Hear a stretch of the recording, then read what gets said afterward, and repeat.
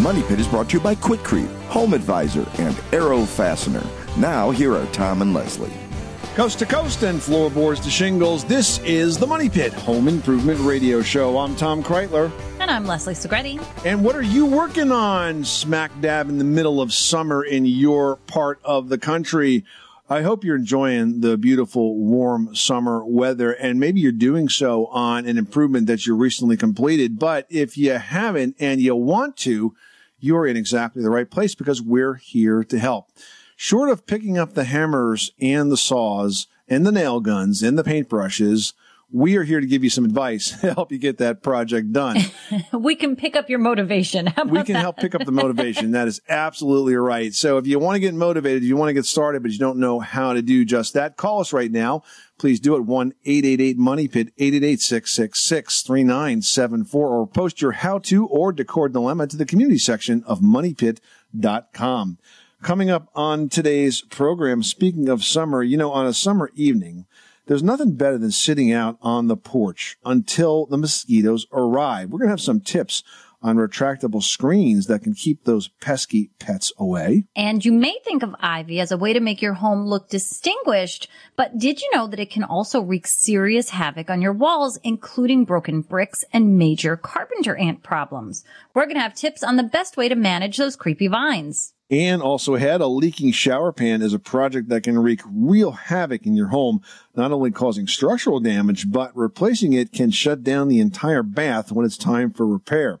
We're going to share some tips on how to get that project done in today's Pro Project segment. Plus, this hour, we've got a very fun tool to give away. It's the iconic American-made prize pack, which includes the Arrow T50 electric staple gun and nailer, plus the Arrow dual temperature glue gun, staples, and glue sticks. Now, this absolutely is my most favorite glue gun. I know everybody talks about the stapler, but this glue gun, it has consistent feed. It works beautifully.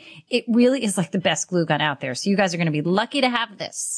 And that Arrow prize pack, including Leslie's favorite glue gun, is going out to one caller drawn at random. Is that you? You got to pick up the phone first and give us a call with your home improvement question at 1-888-MONEY-PIT, 888-666-3974. Judy from Illinois is on the line and is dealing with some changes in a hardwood floor. How can we help you? Well, I have a little problem in the winter with my hardwood flooring separating.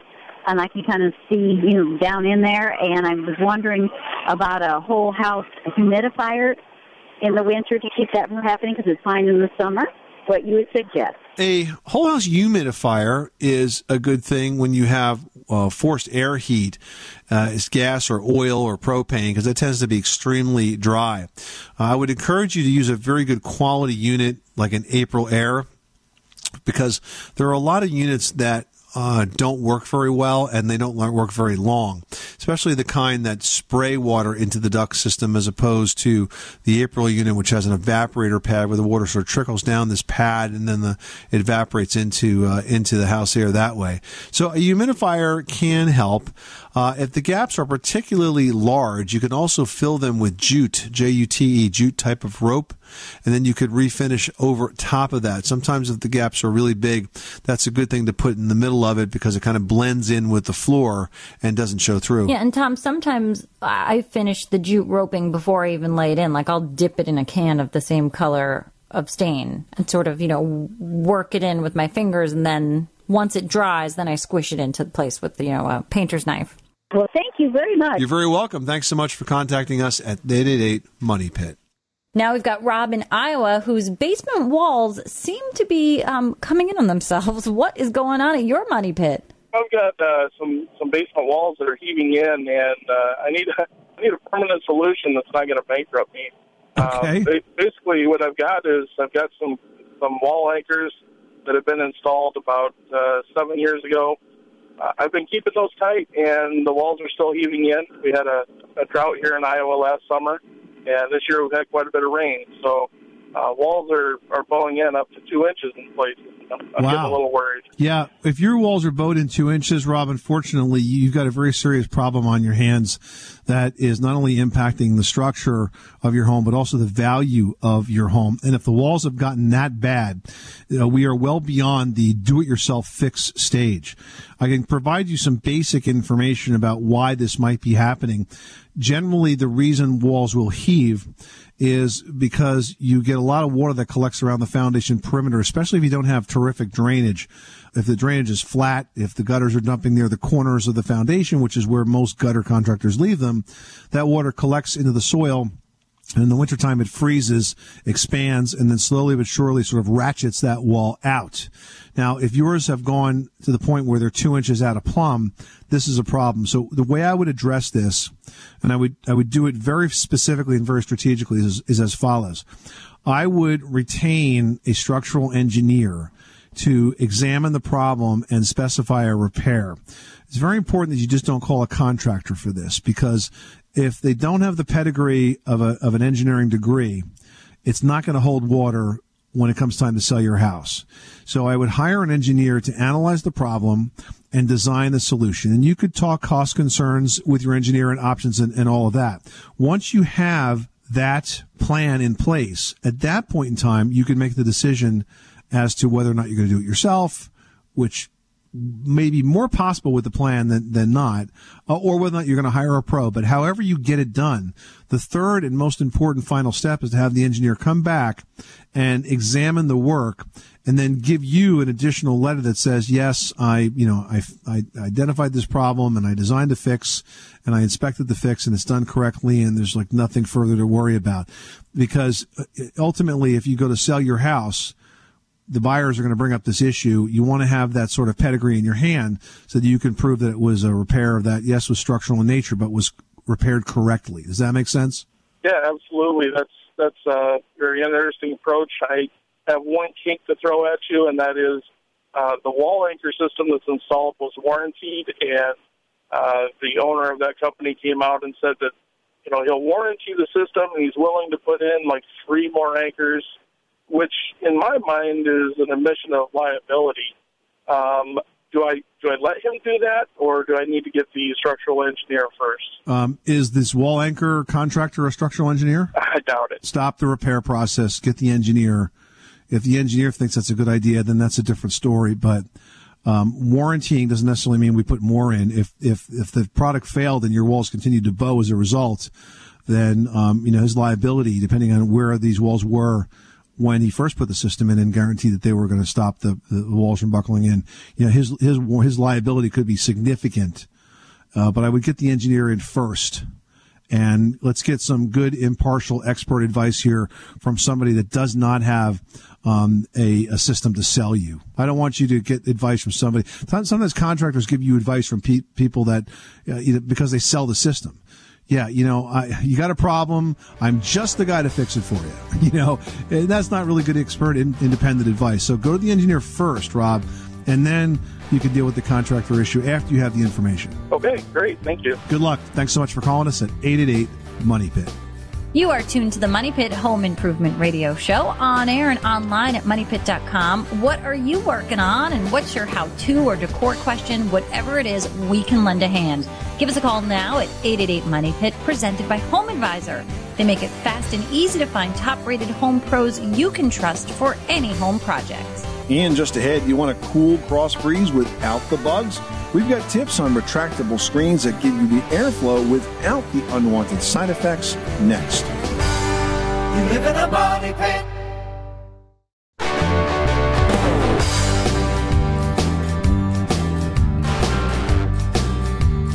Money Pit. The Money Pit is presented by Home Advisor. Find trusted home improvement pros for any project at HomeAdvisor.com. Making good homes better. This is the Money Pit Home Improvement Radio Show. I'm Tom Kreitler. And I'm Leslie Segretti. Give us a call right now at 1-888-MONEY-PIT, presented by Home Advisor. And if you do, we've got a handy set of tools going out to one caller who reaches us with their home improvement or decor question, or one that posts it to moneypit.com, because we're giving away the Arrow T50 electric staple gun and nailer, plus the Arrow dual temperature glue gun, along with a supply of staples and other glue sticks. The package is worth $95, going out to one caller drawn at random. And these are two tools that are super useful for a lot of projects around the house, from crafts to repairs. And Arrow is featuring a very cool project this month at arrowfastener.com. It's a DIY patriotic flag. It's a great project for the entire family. Very creative project, I might say, because the flag is made simply of wood shims, all stapled and glued together. All the details, including the materials list, photos, are all online at arrowfastener.com. Just click on projects. If you want to win the fabulous dual temperature glue gun from Arrow and the Arrow T50 electric stapler, give us a call right now with your home improvement question at 1-888-MONEYPIT. Now we've got Kathleen in Illinois on the line, and she's got a question about a vaulted ceiling. What can we do for you? I'm calling about a renovation project that we are trying to do on a 3-season sun porch. And it's like a 12 by 27 room. We did tackle doing window replacement by ourselves, and we managed to do that. They're vinyl-clad windows that tilt in kind and everything. But the ceiling right now is like 12-inch tiles that are like, they seem to be glued up to the ceiling. They're not on a grid system, you know, they're just up there. And we want to put faux tin ceilings. And we're wondering if that's a project that we could tackle, or is that something best left to professionals, or, you know, we're looking for your advice. We had some damage from rain on the roof, and we've had the roof replaced. But I even, like, painted over where the water stains were with that Zinsser stain stop. And you can still see it did not cover it. So we need to change the ceiling. Hey, you know, they make these tiles that are a drop ceiling type of a tile that looks just like tin. Have you seen those, Kathleen? Yes, we have. And we thought that those were very cool. And we didn't know, like, do you think just like, liquid nails or something to put it up over these existing tiles? What's underneath the tiles? Plywood sheathing? I don't know. It feels really solid, you know, when you push on. I would try to figure out what's underneath it. You could take some pieces of the old tiles apart, see how thick that is. I would prefer to have a mechanical attachment like a staple or something like that than just simply the glue. The glue's okay. I mean, I would use liquid nails and something else. Uh-huh. Yeah, exactly. And you don't think it would, like, you know, I don't want it to look uneven, you know, how you see sometimes those grid systems where the tiles kind of, you know, droop and swoop and look. No, if it's done really well, it looks great. I mean, we've seen them at really high-end decor showrooms where you have some really upscale decorating done, and they look fantastic. Okay. All right. Well, thank you so much. You're very welcome. Good luck with that project, Kathleen, and thanks so much for calling us at 888-MONEYPIT. Do the cooler evening temperatures draw you to the front or back porch? Or would you like to be able to open up your doors to the breeze whenever you can? Well, to enjoy those summer breezes and lower cooling costs without harsh sun or bugs, why don't you consider adding a retractable screen? Yeah, that's a great idea. Retractable screens can roll out when you need them, and then they can fit sort of neatly back into their hidden casing compartment when they're not in use. They can also be customized for literally any size. If you have a window or a door, no problem, but they're even available for very large spaces. I mean, the entire back porch can easily be transformed into a shady screened-in porch when those bugs are on the hunt, and then back into a complete open-air porch when you're ready for full sun.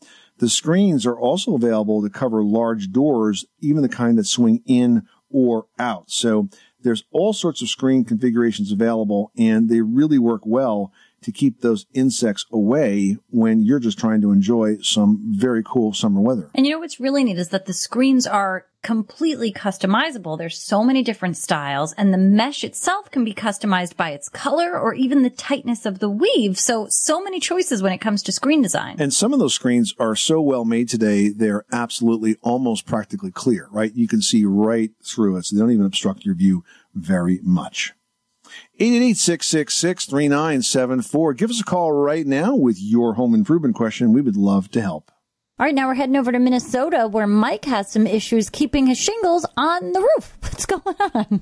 Since we added on, actually rebuilt an attached garage to the side of our house, I've got a different kind of shingle on there. The ones on the 2.5-story home itself were not worn out, and so I just left them. They're the interlock type shingles. Okay. And I haven't had. I put those on originally because we're kind of out in the country, and we live in a very windy part of the country. Right. Yeah, and I bet they stayed in really good shape because they were completely locked down. Oh yeah. The interlocks I've had no problems with, but we put the sculpted regular asphalt shingles on the new garage area, and I know they're supposed to seal down with the tar strip and all that kind of stuff that's underneath them, but we get high winds, and almost every time we get this windstorm out of the northwest, up to 40-mile-an-hour winds, I get a few shingles that blow off, and I've been up there so many times, re-nailing, re-tarring, replacing shingles and all that, and I can't find the interlock shingles in our area anymore, and so the person that did the roofing for me last time used these regular ones. I was nervous about them then because I was afraid they weren't going to hold up to the wind that we get, and I just didn't know if you had any suggestions. Well, at this point, the shingles are already down. So, I mean, if you were to replace that roof, there are shingles that are specifically designed for storm-prone areas, hurricane areas, and that sort of thing that can stand winds up and over 100 miles an hour. A typical shingle is not. Now, when you put the shingles on, also seems to make an effect, have a difference. If you put the shingles on in the spring and they had a good long summer to seal down, that seems to last a lot longer than if you put them on in the winter and they never quite got the chance to seal until the following summer.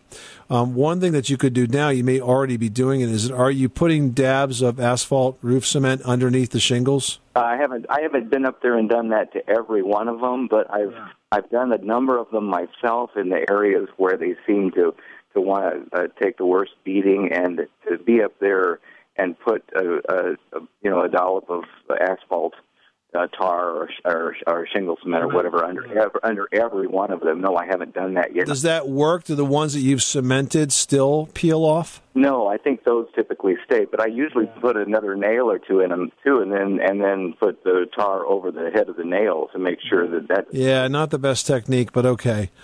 So all I can suggest at this point is to put dabs of asphalt cement under the shingle tabs, or just keep replacing them. But if it comes time to actually re-roof, you want to use a high wind-resistant shingle. It's a specific type of shingle that will last to over 100 mile an hour. Is that? I mean, is that just a generic name? Is just a high wind resistant shingle, or what? Is there a title? They're available from different manufacturers, but for example, Owens Corning has one that's called Duration Storm, and the Duration Storm shingles are warranted up to 130 miles per hour with only 4 nails per shingle.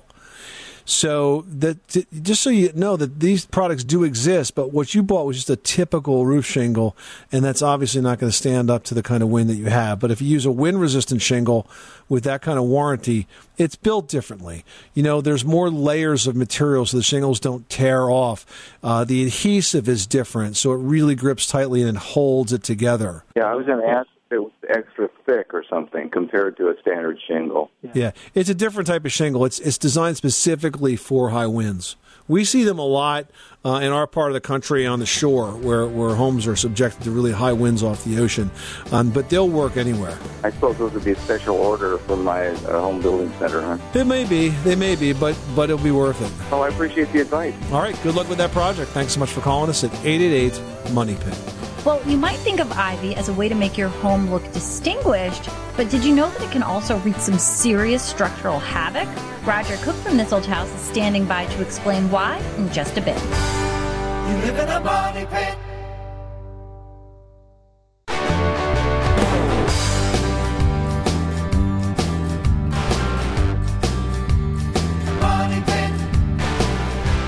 The Money Pit is presented by Rumblestone.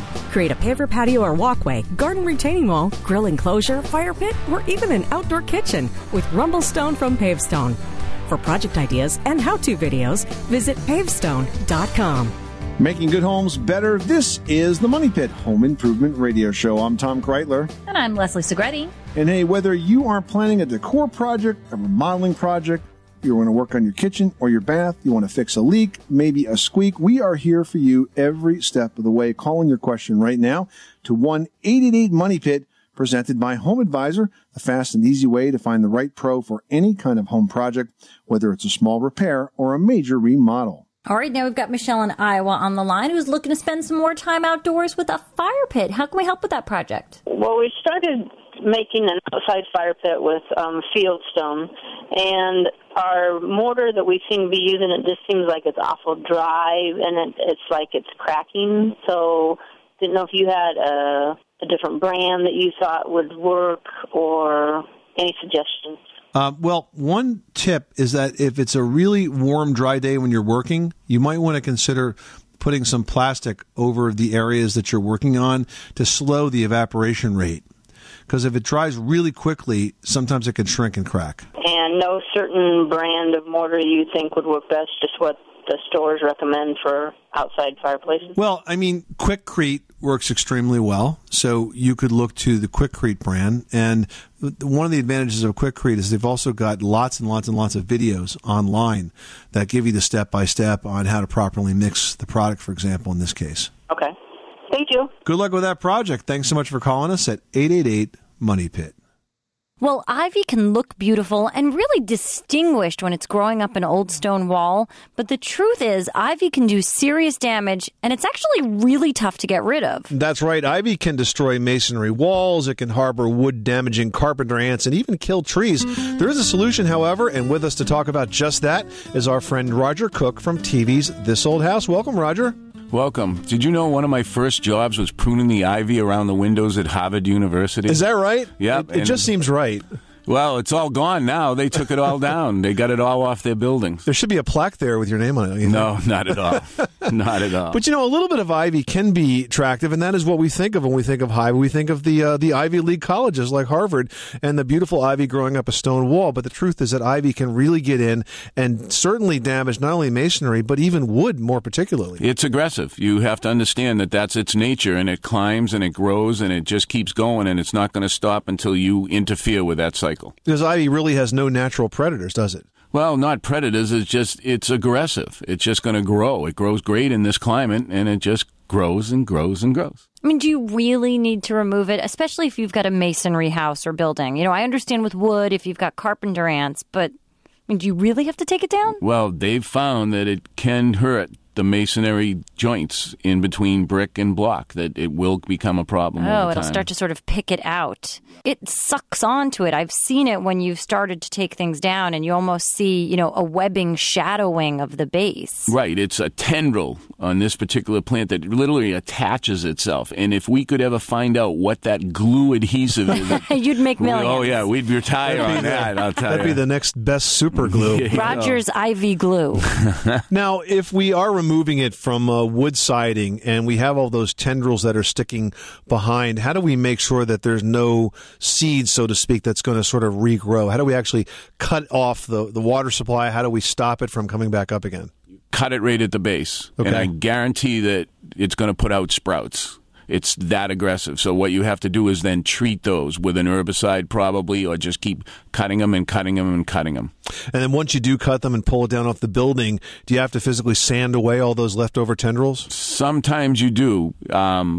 I would wait like a season to see if they break down. But one important tip is when you're pulling the vine off a tree, you got to be very careful because you can literally pull a branch down on yourself. And when you're pulling it off a house or a building, you want to take it and go up from the top and peel down, because if you stand at the bottom and try to pull, if it's underneath a clapboard or something like that, you could literally pop it right off the house. Because it's so firmly attached. Because that's the way it grew up. It grew up underneath. So if you go at the top and start peeling it down from the top, it comes off easily without pulling anything off the building. Now, what about when you're applying an herbicide to an ivy plant? I understand you have to do it in a method very different from a spray application just so that it'll actually work, right? Well, it's much easier to take a brush or a foam paintbrush mix up an herbicide in a can, attach that brush to a long stick, then you can dip it, go along, and just treat the leaves of the ivy, because usually they're in a plant bed. And if you go spraying with an herbicide in a plant bed, you're going to have problems. And this allows you to hit those new leaves, just coat them really quickly as they come up. And Roger, if you are peeling the ivy down from your house, starting at the top and working down, that can be quite dangerous. Any tips for making it a little bit safer? Yeah, always use a ladder with the stabilizers on the side. It really helps keep you secure. Always have someone with you when you're up on the ladder. Now, that's one of the large U-shaped brackets that extend beyond the ladder and make it really hard for it to sort of wobble. Right, and while you're doing that, you may be able to take a scraper or something and try to get rid of some of those tendrils and see if they come off easily when they're green. Sometimes when they dry on, they're even harder to get off. So is there a better time of year to sort of attack this removal based on its growth cycle, or just whenever you feel motivated? Whenever you've got a few hours to spend on the top of a ladder, go for it. Roger Cook from TV's This Old House. Great advice. Thanks so much for stopping by the Money Pit. Good luck with your ivy. And I think we're going to talk to Harvard about that plaque. All right, you can catch the current season of This Old House and Ask This Old House on PBS. For your local listings and a step-by-step video on Roger's ivy removal tips from Harvard University, you can visit thisoldhouse.com. I'm pretty sure the plaque is there, but it's covered by ivy. And Ask This Old House is brought to you on PBS by Gorilla Glue. Just ahead, a leaking shower pan is a project that can wreak real havoc in your home, not only causing structural damage, but replacing it, well, that can shut down the entire bath when it's time for that repair. We're going to share some tips on how to get that project done in today's Pro Project after this. You live in a money pit.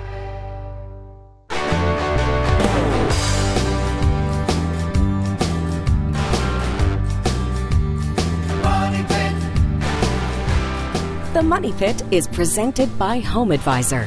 Find trusted home improvement pros for any project at homeadvisor.com. Where home solutions live, this is the Money Pit Home Improvement Radio Show. I'm Tom Kreitler. And I'm Leslie Segretti. And here's a great reason to reach out to us by phone or post your question in the community section. I mean, besides the awesome advice we're going to hand out and help you get your project done, we've got a great prize this hour. Up for grabs, we've got two great tools from Arrow. They're giving away the Arrow T50 electric staple gun and nailer, plus the Arrow dual temperature glue gun, along with a supply of staples and glue sticks, and it's a prize package worth $95.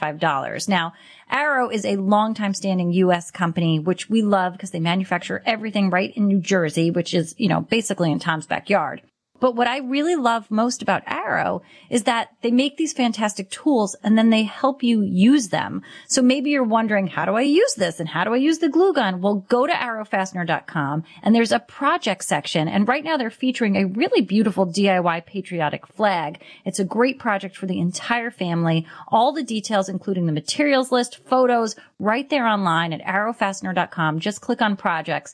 And there's so many other projects online. It's a great prize pack up for grabs. So give us a call now at 888-MONEY-PIT. 888-666-3974. Let's get back to the phones. Leslie, who's next? David in Delaware is on the line with an HVAC conundrum. What is going on at your Money Pit? I've been in this house for 29 years. I was the original owner, and I live in a two-story house. And on the second story, I've always had two rooms that were too hot in the summertime and too cold in the wintertime. So the first thing I did to the whole house was replace all the windows. It didn't help it. 3 years ago, I replaced my heat pump and got a bigger unit. Helped it out a little bit, but not a whole lot. And then after I got my solar panels, the guys came in and did a leak test on my house. And they said the house is good and tight, but the guy said that most of your cold air return is being sucked up in the basement.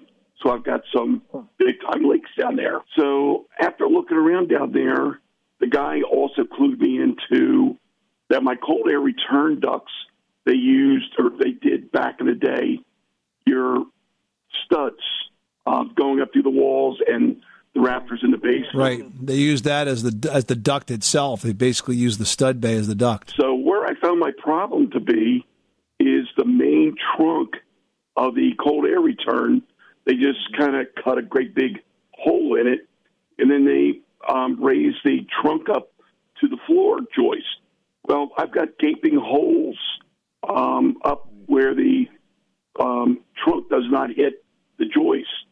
And that's like on 4 different joists that I need to try to seal that up, and it's in a bad spot to get to. I was wondering, do you have any ideas? So, yeah, first of all, duct sealing itself and leaky ducts are responsible for probably more energy loss than almost anything else in a forced air system. Now, there's a number of ways that you can attack this. You can do it sort of structurally and mechanically, where you try to get to every one of these ducts and try to repair it so it doesn't have the leaks. Or you can do it with a product called AeroSeal. AeroSeal is a product that's sprayed into the duct system and basically sticks to the inside of the ducts, completely sealing them. And it's designed to basically look for the gaps and then build up where the air is escaping in those gaps, and makes the entire system much more efficient. There's a great video on this on thisoldhouse.com. If you Google This Old House and AeroSeal, AeroSeal, you'll find that video, and you can kind of understand the whole story. But basically, once it's applied, it completely seals both the return and the supply ducts, and it might be just the ticket that you need to get this house working again. Because you're right, if you don't have proper air returns, heating and cooling systems work not by just dumping cold air or warm air into the room. They work by recirculating air, because it takes many passes of that air through the room to get it to the temperature that you want it to be. And if they're full of holes, it's just not going to work right. So take a look at AeroSeal. I think that might be the solution to your problem. And on your online thing, it'll show how to apply it, how to do it. It's professionally applied. It's not a do-it-yourself project. It requires special tools. Yeah. And you're better off doing it that way. This way you know that it's done right, and all of those gaps are sealed. But I think it'll make a big difference. I appreciate your help. Well, if your shower pan starts to leak, replacing it quickly can stop structural damage. But if you don't get the right pro on the job, it can also be a project that impacts the function of your bath for days. Now, the first step is to actually confirm that the pan is really leaking. Easy trick of the trade to figure that out. What you need to do is cover the drain. You do that with a washcloth or a towel, and then fill the shower pan area up with water. Just be careful not to overfill that pan. Once that's done, if it leaks, the shower pan will most likely need to be replaced. If it doesn't leak, then the leak is probably coming through the caulk or the grout or someplace else, maybe even the plumbing drain. But if the shower pan once covered leaks, it's time to replace it. Now, if the pan is fiberglass, that can be a fairly quick process. But if the floor of the shower is tile, it's very likely the pan is made of lead, which is a lot more complicated to fix. Now, in either case, the tile walls need to be removed above the pan, and the old pan needs to be torn out to make room for the new pan. Now, if that shower pan is fiberglass, here's one more pro trick. To make sure it doesn't flex after it's installed, pros will pour a loose mix of mortar under that pan and then press it down into that loose mortar. Once the mortar dries, it actually serves as sort of a backstop, and that protects the pan from future flexing, and it prevents the stress cracks that may have caused the leak you're trying to get rid of in the first place. Hey, you've got a window at home that's all fogged up. You know it's pretty tough to see through, but is that window tough to fix as well? We're going to tell you after this. You live in a money pit.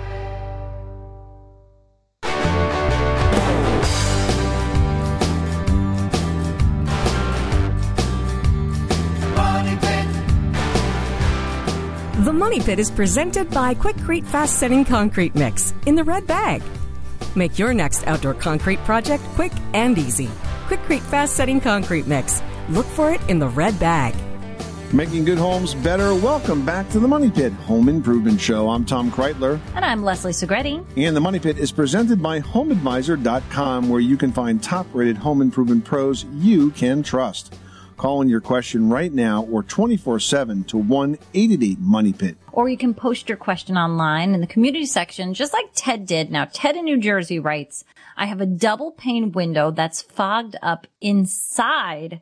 I want to know if it's possible to clean it. Well, it's not possible to repair it because what's happened is the seal, which is between the two panes of glass, has actually leaked. It's let in condensation, it's let in moisture, and then that condensation is dried on the inside of the glass. The good news is that even though the thermal pane seal has failed, it's probably not affected its energy efficiency all that much. So if you're just concerned about losing energy, probably not worth the fix. If you do want to replace it, though, because you need to see through it, then you got to take the window apart and have a new replacement pane made. So not possible to clean, but not affecting its energy efficiency. I mean, it's terribly annoying because it's like you're looking at it and you want to fix it and you just can't without actually replacing. So I feel your pain there, Ted. All right, Caroline is next up, and she writes, we installed a one-piece tub shower in our basement about a year ago, as well as linoleum flooring. Already the linoleum is rolling up where it meets the tub. What's the best product to use to hold it down? We don't want to use quarter round due to the moisture, but we worry that caulking isn't going to do the job. Well, you're probably right that caulking won't do the job. I mean, basement bathrooms are great, but they're definitely apt to have more moisture than bathrooms that are on a first or a second floor. So I would steer away from trying to accomplish the repair with just adhesive. Now, quarter round or shoe molding really is the best way to go, but if you're concerned about the moisture, why not use composite molding instead? I mean, composite molding is great. It looks just like wood. It cuts like wood. It paints like wood, but it will not rot when it's exposed to moisture because it's not organic. So it's a really good solution to a situation like this. When you're in a damp area and you're worried about the exposure to the water, you want to deal with more mold or rot, but you do need a positive sort of mechanical way to keep that flooring tacked down around the edge of the tub. Just go with the composite shoe or quarter round molding and then nail it or screw it in place. Yeah, I mean, that's really going to do the trick. I mean, it's tough. You're right. Basements are just so moist that it's difficult. And you're so lucky to have that basement bath. It like opens up so many opportunities for how you can better use that space for you and your family. All right. Next up, we've got a post here from Jack in Georgia who writes, my plaster ceilings are really deteriorated. That's a hard word. Can I put drywall over them, or am I asking for a moisture problem? Oh, I don't think you're going to have any moisture problems. And actually, when you have deteriorated plaster walls or ceilings, your choices are to completely tear them out down to the framing. But that means you're taking off, if it's really old plaster, the loose plaster, then the wood lath that was tacked to the framing. And you'll find the framing is not completely in plane either. It's not completely flat. So even if you tack the drywall right to that, it might not be even. So I'm putting another layer of drywall on top of the old plaster as a really good solution, and certainly will not lead to any moisture issues. In fact, you can even use 3/8 inch drywall. You don't need 1/2 inch drywall. You just kind of have to pack out, move the electrical boxes out so that there's room for the cover plates to go back on, as well as any window or door molding. Mm-hmm. And you know what? You have to take care of it, because the plaster ceiling, when it's ready to quit, it's just going to end up on the floor. And it's really heavy. This is the Money Pit Home Improvement Show. Hey, thank you so much for spending this part of your day with us. We hope we've given you some great tips and ideas to help you with your projects and answered your questions. If you've got more questions, remember, we're available 24/7 at moneypit.com. Just post your question to the community page. I'm Tom Kreitler. And I'm Leslie Segretti. Remember, you can do it yourself, but you don't have to do it alone.